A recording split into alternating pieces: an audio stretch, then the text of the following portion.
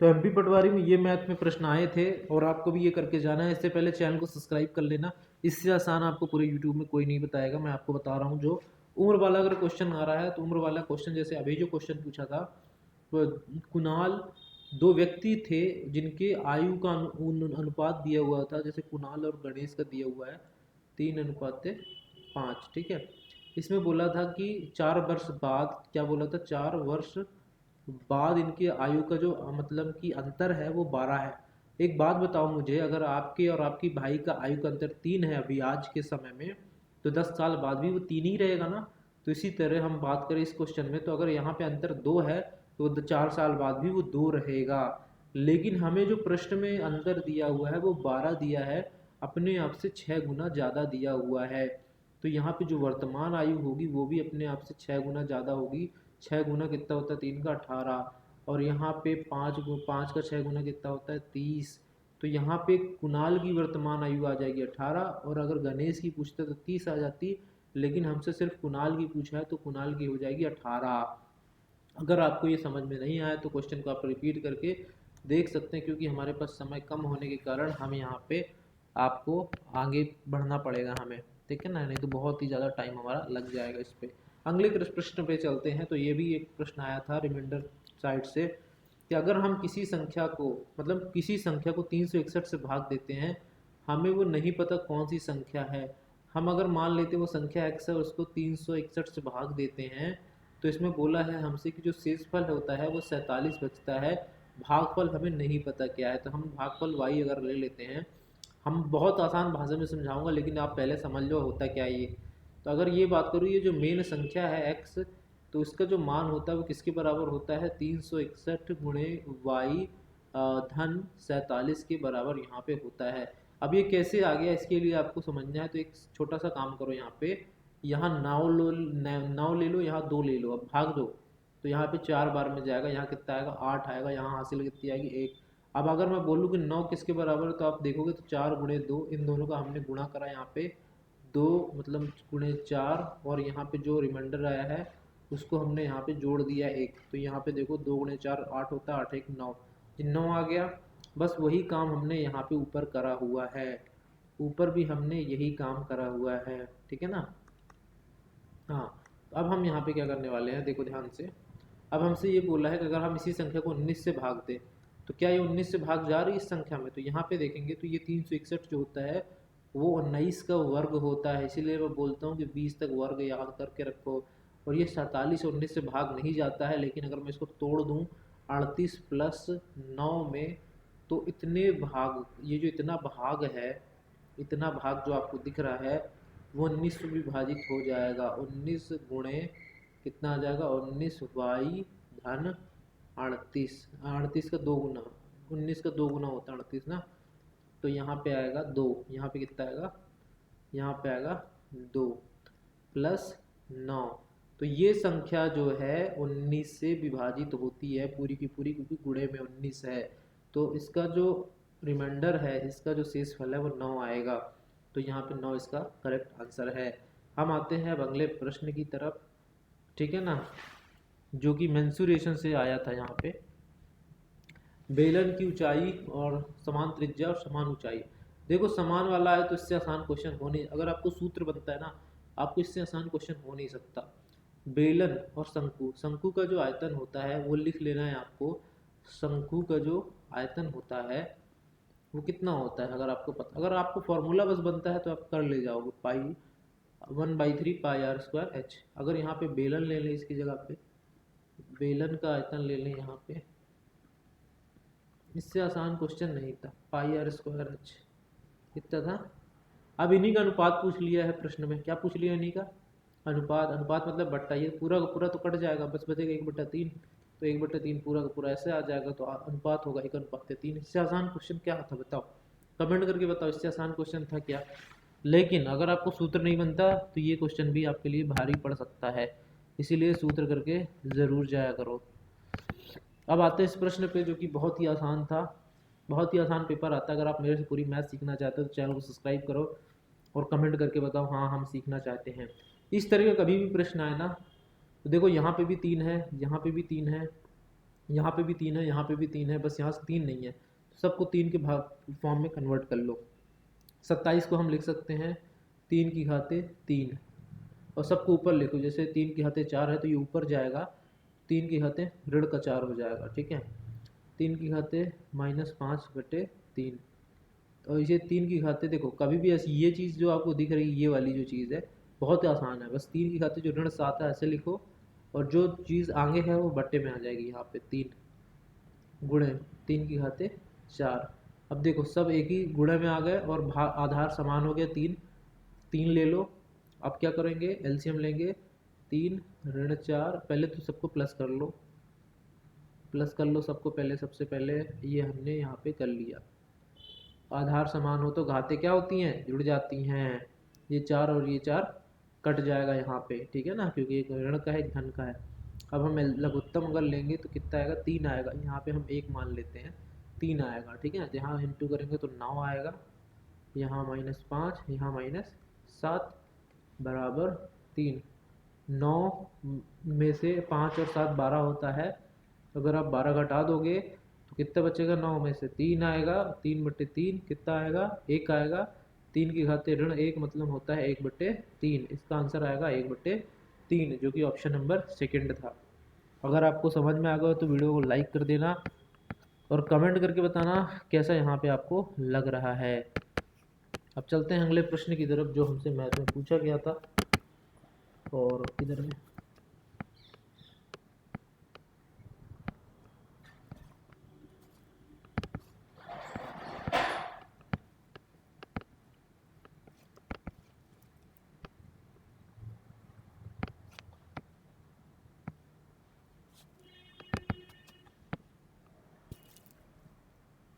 तो ये क्वेश्चन है हमारा, ठीक है। Positive integer x y z satisfy कर, ये वाला क्वेश्चन है, इसको भी ले लेते हैं अपन, इसको थोड़ा बड़ा कर लेते हैं। जब तक चैनल को सब्सक्राइब कर ले जो लोग भी चैनल को सब्सक्राइब अभी तक नहीं करें। इस तरह का क्वेश्चन अगर आपको देखने को मिलता है, एक्स गुणे वाई करने पे 14 आया और वाई गुणे जेड करने पे 10 आया, और इसका अगर कॉमन सेंस थोड़ा सा लगा सकते हो आप तो जरूर लगाइएगा। किन दो संख्या को गुणा करने पे 14 आता है, तो यहाँ पे 2 गुणे 7 करने पे यहाँ पे 14 आता है, तो हम x को मान लेते हैं 2, y को मान लेते हैं अगर 7, ठीक है ना।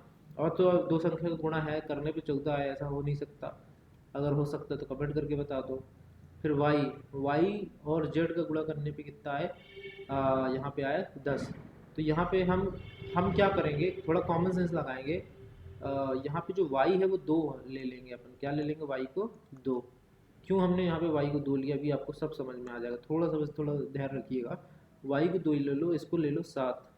अब देखो 7 ये 14 आ जाएगा, और अगर हम z को देखें तो z का गुणा अगर कर रहा हूँ y के साथ तो कितना आ रहा है 10, तो मतलब सिंपल सी बात है जो z है वो 5 है।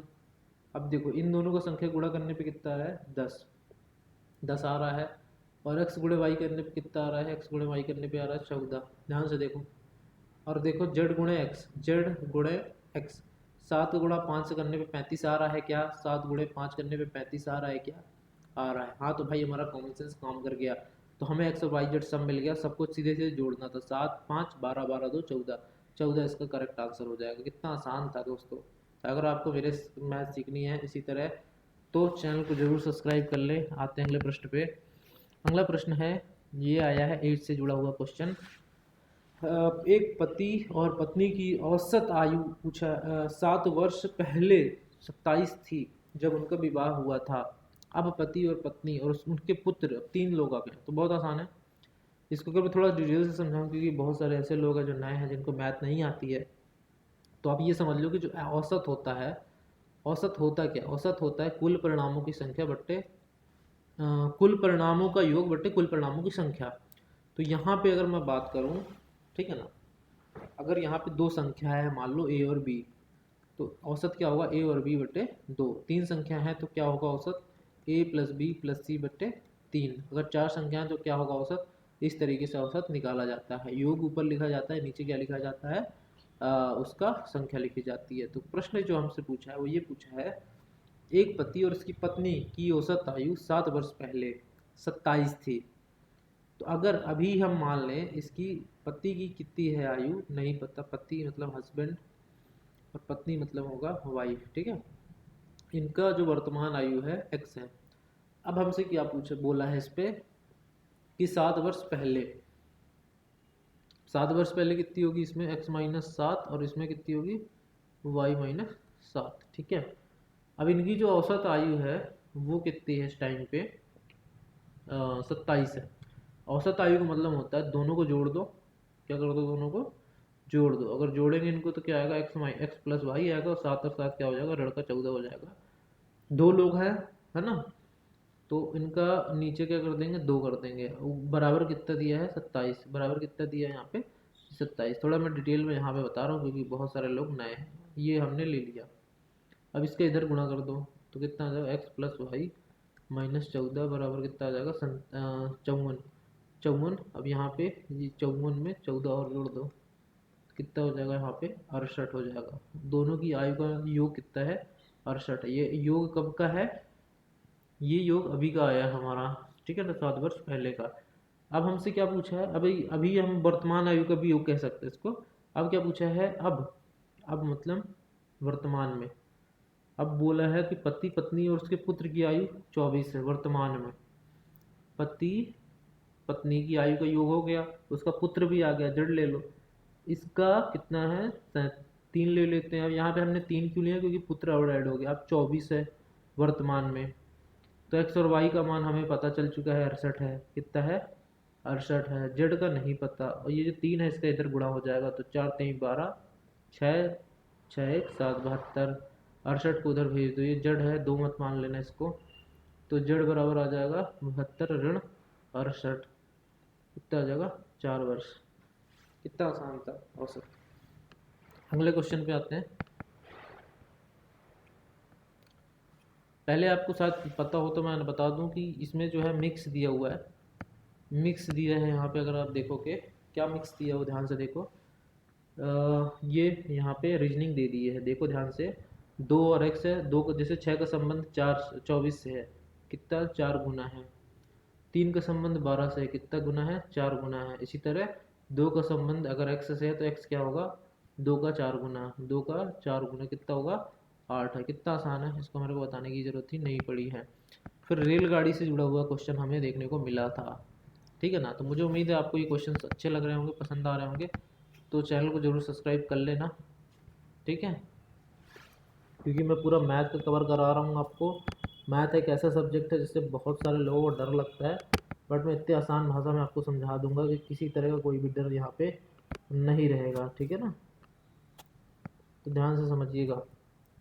अगले प्रश्न पे आते हैं। अगला प्रश्न हमारा रेलगाड़ी से जुड़ा हुआ है कि अगर एक रेलगाड़ी है, यहाँ पे क्वेश्चन हम पढ़ लेते हैं। एक रेलगाड़ी है, 300 मीटर लंबी रेलगाड़ी। कितने मीटर लंबी रेलगाड़ी, 300 मीटर रेलगाड़ी है, लंबी रेलगाड़ी है, खंभे को पार करती है। तो 0.4 मिनट में खंभे को पार करती है, और 450 मीटर लंबे पुल को पार करने में ये कितने मिनट का समय लेगी। थोड़ा सा यहाँ पे माइक छूट गया था तो इसको मैं लगा लेता हूँ सबसे पहले।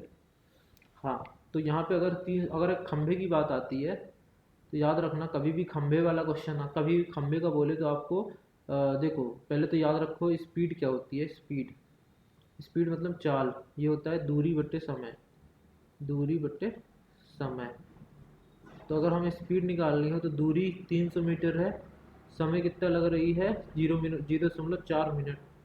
0.4 मिनट में क्या कर दें, 60 से गुणा कर दें। क्यों गुणा करेंगे, क्योंकि हमें सेकंड में निकालना है। अगर गुणा करेंगे तो ये दशमलव कट जाएगा, 6, ये 0 कट जाएगा, 6 को 24 सेकंड आएगा। कितना आएगा, 24 सेकंड आएगा। ये आएगी इसकी स्पीड, ये क्या आएगी इसकी स्पीड। अब हमसे क्वेश्चन में ये बोल रहा है कि अगर हमें 450 मीटर लंबा पुल पार करना है, समय कितना लगेगा मिनट में। तो समय इक्वल, टाइम पूछ रहा है, तो टाइम इक्वल होता है दूरी बट्टे मतलब डिस्टेंस अपॉन स्पीड। तो डिस्टेंस कितनी दी है, 450 दिया है। लेकिन यहाँ पे अगर हम बात करें तो रेलगाड़ी की भी यहाँ पे हम ऐड करेंगे लंबाई, 300 और ऐड कर देंगे तो बट्टे में आ जाएगा। समय कितना है यहाँ पे, स्पीड कितनी है, 300 और बट्टे में 24, तो ये 24 जो है वो ऊपर आ जाएगा गुणे में इसके साथ, ठीक है ना। इन दोनों को जोड़ देंगे यहाँ पे, तो कितना आ जाएगा, यहाँ पे जोड़ेंगे तो ये आ जाएगा 750 बट्टे 300 गुणे 24। ये जीरो से ये जीरो कट गया, 5 से काट देंगे तो 5 से काटेंगे तो 15 15 75 और 6 पंचे 30, 6 चौको 24, यहाँ काटेंगे तो 4 आ जाएगा, 15 का 4 से गुणा कर देंगे तो 15 चौको 60, तो यहाँ पे आएगा 60 सेकंड में आएगा, किस में आएगा, सेकंड में, क्योंकि सबको हमने सेकंड में कर लिया था। 60 सेकंड में कितने मिनट होते हैं, 1 मिनट होते हैं, इसलिए 1 मिनट इसका सही उत्तर होगा। ये थोड़ा सा मैंने आपको डिटेल में समझाया क्योंकि आप में से बहुत सारे लोग हैं जिनको मैथ इतनी अच्छे से नहीं आती, इसलिए हमने समझाया है। अगर इस प्रश्न की बात करेंगे तो find the 15th term of the series, अगर ये श्रेणी वाला प्रश्न आया है कि इसका 15वां पद क्या होगा, तो इससे आसान आपको मैं कोई नहीं समझा सकता जैसे मैं आपको समझाने वाला हूँ इस प्रश्न को। कभी भी ऐसा प्रश्न आए तो सबसे पहले आप देखो पहला पद क्या है, पहला पद है 5 और इनका अंतर कितना है, इनका अंतर है 5, तो पहला पद और इनका अंतर पता चल गया। 15वां पद याद करो, देखो पहला पद है इसको a से दर्शाया जाता है 5 और अंतर को दर्शाया जाता है d से जो कि है 5। 15वां पद बोले अगर कभी आपसे, कौन सा पद बोले, 15वां पद, तो 15वां पद में कैसे निकालना, a+14d, कैसे निकालना, a+14d, तो a कितना यहाँ पे 5 और 14 गुणे d कितना है 5, 14 पंचे 70, 70 और 5 75, इसका उत्तर होगा 75। यहाँ पे हमने आंसर भी देखने की ज़रूरत नहीं पड़ी है, इसका आंसर आप देख सकते हो 75 इसका आंसर आएगा। ये वीडियो कैसा लगा कमेंट करके बताइए, देख सकते हो उत्तर आ गया 75, ठीक है ना। हम अगले पार्ट में अगले पेपर का डिस्कस करेंगे, हमने अभी एक पेपर का यहाँ पे डिस्कस करा है मैथ, अगले पेपर में अगले का डिस्कस करेंगे। आप सभी की वीडियो यहाँ तक देखने में धन्यवाद, चैनल को सब्सक्राइब कर लेना।